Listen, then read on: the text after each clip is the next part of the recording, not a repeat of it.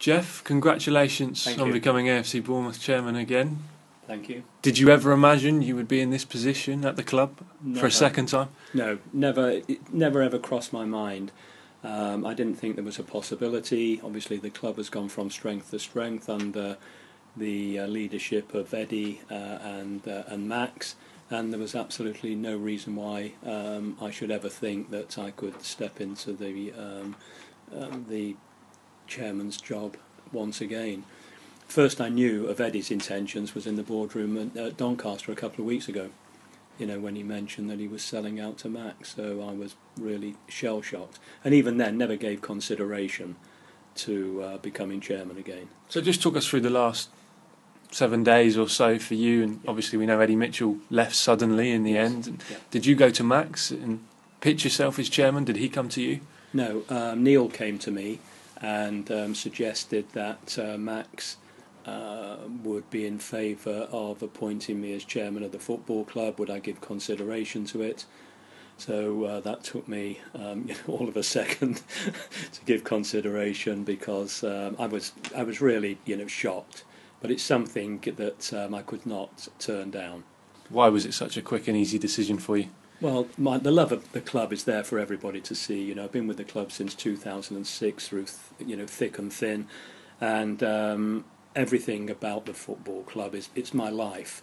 So to be asked by Maxim to take on the mantle of chairman again was why consider it? My heart, my soul, and everything about me is involved in the football club. So I didn't have to give consideration. I didn't consult anybody. I just said yes. And no doubt you'll obviously be working very closely with Maxim. Yes. We know he likes to remain in the background, and you'll no doubt be passing his message on. What can you say to the supporters about Maxim's plans going forward now, and where this club is going to go? Well, I first met Maxim I think it's about 3 years ago. Like everything else at the football club, everything you can add a nought. It seems like 30 years ago when I first arrived here.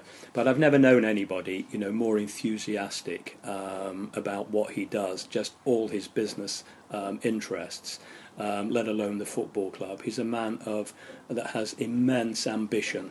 And I don't think he's going to stop until all of his ambitions are fulfilled. So for our supporters, our staff, our players, the future could not be in better hands.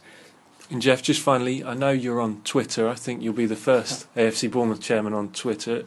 Will you continue that and use it as a good way of communicating with the fans? I think the answer is going to be yes. I'd hate to have at this stage to review the situation. I think that was a film. And yes, I'm going to. But it's very, very difficult, because now as you're aware, I get tweets and I find it difficult to respond when I want to respond, because I also have to be responsible.